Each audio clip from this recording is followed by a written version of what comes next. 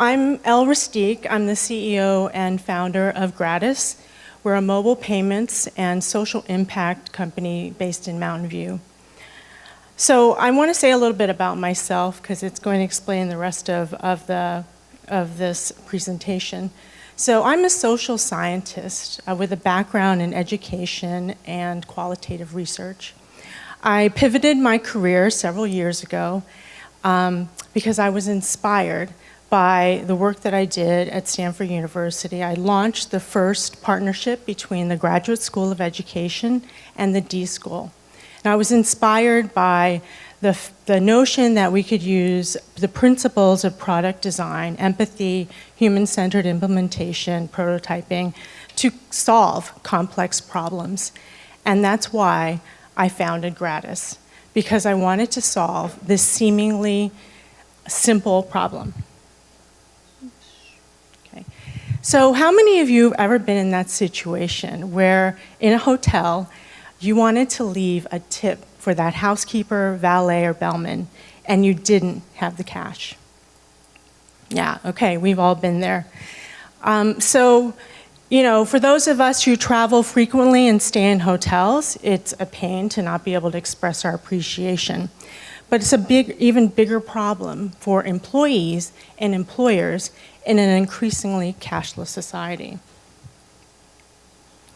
So we've solved that problem through our platform. It's the first integrated mobile payments platform purpose-built for the service industry that enables digital tipping, real-time guest feedback, and big data analytics.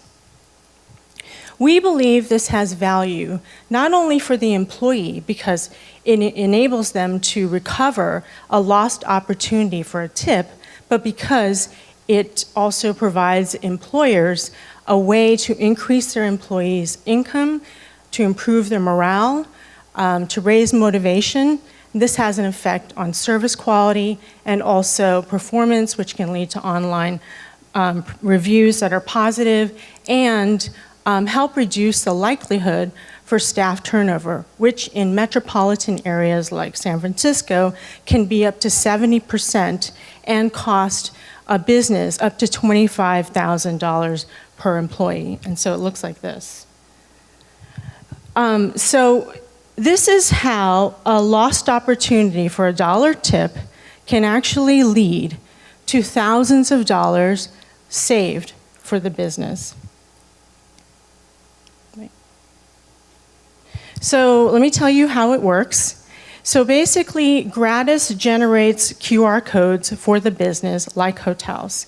We assign those QR codes to employees and departments. And the hotel, the business, integrates that QR code into their own collateral. So it kind of looks like this. Okay? So imagine yourself as a guest and you walk into the room. There's a little sign that says, should you wish to express appreciation for your housekeeper, scan this QR code. There's a coat check, same thing, and here's a cafe. So it's very simple. In fact, you know, we benefit from the fact that hotels are integrating this into their own marketing, which saves us the cost of that. So as I was saying, you point and you scan the QR code, you tap to confirm the employee, you tap to leave the tip, and you tap to send feedback. That's how it works. Let me go back to this. So you have 3 taps and you're done. There is no app to download, so we take out that friction. And there's no personal information that's exchanged. It's basically anonymous tipping, and it's occurring in this closed loop between the hotel employee, and the guest. So here's how our payment flows work. So the guest tips, we process the payments. Currently we're using Stripe, and I'll get back to that in a minute. We transfer it to hotels and their employers. They disperse it to their employees, or we can disperse and pay out to the employees directly, working on a kind of digital wallet. So the way we're working with hotels is this tip jar method or direct to employees. So what's the market opportunity for a product like this? The tip service industry is $1.5 trillion, and the mobile payments industry, as you know, is expected to reach $1 trillion by the end of the year. There are 4.9 million workers, $28 billion in tips. And what's interesting here is that there are $11 billion in unreported tip income, as reported by the IRS. So we can assume most of that is cash, and that Gratus at some point will get a portion of that, transform that cash into mobile payments. The hotel and travel industry is our vertical. It's a $300 billion market with 5 million rooms and 55,000 hotels. Our market is the go-to-market regional strategy. We're focused on the top hotel markets in the US, starting with the Bay Area with 90% occupancy rate and a 5% growth. Some of you in the area may notice that all of these hotels that are popping up around along 101. Here's how we're going to make money through multiple streams. So we're charging a setup fee for the hotel with licensing, annual renewal. The monthly subscription for SaaS is going to include reporting, services for the employee. It's a tiered pricing model based on number of rooms, employees, and the type of hotel. We'll have a nominal transaction fee that'll be negotiated somewhere between 5 and 10%. We figured out that the initial processing fee will pass on to the tipper. And then there's big data analytics, performance, predictive, transactional, operational, which will sell as business intelligence with velocity of transactions. So our competitive landscape. So we're in the intersection of mobile payments, the standalone tipping apps, which we're a part of, consumer feedback, and then there's these social peer-to-peer apps. But we are different in several ways. So with regard to payments, we are P2P, and we're not POS like Square. We're unlike Venmo. We use QR codes to enable anonymous tipping. Again, I don't want to have Rosa, the housekeeper's information on my phone, or George, the bellman, as well. With regard to feedback, we're collecting that information in a unique way.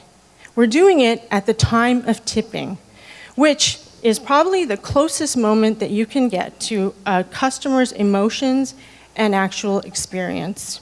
So our data, we argue, is insightful, immediate, and actionable. So for example, if you're a hotel manager, you don't have to wait for that negative review to be posted on TripAdvisor or Yelp and about a rude employee, and that rude employee is also getting that tip instantly. So a question I'm often asked is, why can't Apple Pay do this? Well, Apple Pay is not our competitor. We actually integrate Apple Pay into our platform as a payment option. So potentially they're more of an acquirer than they are an acquirer than a competitor. And then with the digital tipping apps, it's a relatively new field. It's wide open. There's about a dozen of us. And we vary in terms of our payments technology, our go-to-market strategy, our focus, and our revenue model. So our traction, we are a very early stage company. We're pre-revenue, although we just got 3 paying customers. We are been mentioned in the New York Times for solving the problem or attempting to do it. And also, what else did we do? Yeah, so our product is on the market and we're getting sales and also we're being mentioned. And I've also won a few competitions for female founder and social impact pitches. So here's our go-to-market strategy. We're doing what early stage companies are doing. We're working on our enhancements to the product. We're converting our pilots to paying customers, working on penetration. And we're looking at the West Coast, frankly, because, that's where we are, what we can afford to do. Our milestones. So we are looking at the end of 2019 to get to 200 hotels. That's where we feel like we're going to break and start to gain some traction. We're trying to raise $575,000 in pre-seed money to start getting us towards those 200 hotels. In terms of our goal, we really need to round out our team with engineering, sales, operational capacity, and with this particular type of business, shore up customer success. So here's our team. You're not going to find designer company labels. We're very scrappy. You'll find a lot of degrees, domain experience, and diversity. So I just want to say that we're about making money, but we're also about making social impact. And we're concerned about not only the tip service workers who are poised to be casualties of a cashless society, but women who, we're 70-80% of those people. And I know that this matters. They spend their money on groceries or children. I know this because my mother was a hotel housekeeper. And I always knew when she earned tips because she would take my brother and sister and I out to McDonald's. So Gratus is not only about payments, we're about enabling the opportunity for financial inclusion and financial empowerment through mobile technology. And I invite you to try our app. You may be able to actually use your phone and point at the QR code and leave a tip as you wish. Thank you. Let's give a big round of applause for Elle. Okay, any questions before we let her go? Yes. Get back. Might be mistaken, but QR codes generally they do require a native app on your phone to scan them. So are you saying that or you're assuming somebody will have a QR code app on their machine, on their mobile phone? Yeah, you may not know this, but if you have a recent phone, they've actually built the QR code into the camera. So if you just point it, it goes directly to the URL. So there is no app that's required for this, although we could do that eventually if we want to provide more API integrations and get the actual information on the tipper. But for right now, we've eliminated that friction. And you can try it. Cool. Okay. Yeah. Any other questions? So if they don't have to download the receiver, how would they actually receive the how that work? So what happens is the payment comes to us. So all the tips are coming through us, and we're associating that with the QR code and the business. So then we just transfer it to the hotel, and the hotel sends it to their employees. But also the QR code is associated with you. So if I scan this, your face pops up and it says tip you. And so we have a record of who's actually receiving the tips. That make sense? Yeah, so the hotel, Mm-hmm. let's say they do a hotel, just one Tip. hotel. Yeah, so all the housekeepers have the same QR code, and all the tips, all the payments that are processed as a result of that QR code are going into this tip jar. And so it's a hotel's responsibility. How to sign up, do they do the website, or they download the app, or how does that work, the whole thing sign up for your service? Yeah, the hotel, it's sort of like an enterprise model. We talked to the hotel about how they want to implement this system, and then they do it. But right now, it's a lot of it is manual. But we'll eventually be able to do it, sign up for, if you're a hotel and you'd like to have the system in place, here are the benefits. Sign up, you get a QR code, and do this, and get X number. You have to put in the hotel or your employees, and then it gets assigned that way. Let's take one more question. Yeah. Yes.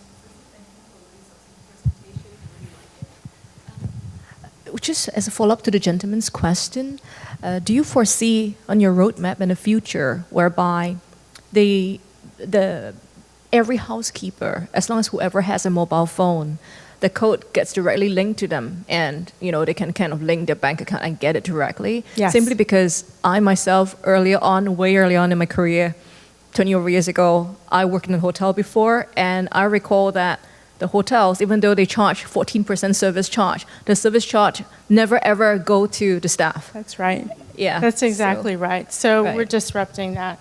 You would get your tip directly. You get a ping. You've been tipped. Here's your feedback. Thank you for the extra towels, etc. Yeah. Okay. Any other questions? Let's give one more, then we'll take a break here. Oh, yes. I did have a question about on the social angle that you have. A lot of servers aren't interested in that 40% of unregistered tips number going down, because that's going to ultimately affect what their take-home pay is from a cash point of view.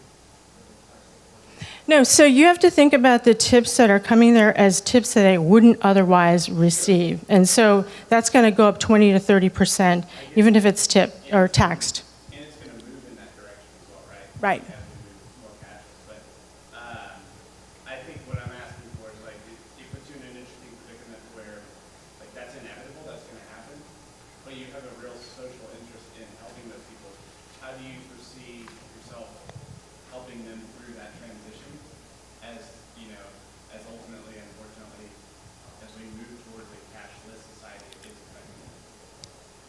How do we help them?